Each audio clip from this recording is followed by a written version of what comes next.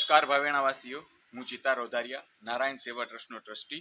નારાયણ સેવા ટ્રસ્ટના પ્રમુખ શ્રી ઉદયભાઈ દવે તથા સમગ્ર ટીમ નારાયણ વતી આગામી સમયમાં જવાહર મેદાનમાં આયોજિત ભાવનગર કા રાજા ગણેશ મહોત્સવમાં દર્શનનો લાભ લેવા માટે સહપરિવાર પધારવા આપ સૌ ભાવિક જનોને નમ્ર અપીલ કરું છું. જય ગણેશ. तेरे दम से फैला उजाला, गणपति बाप्पा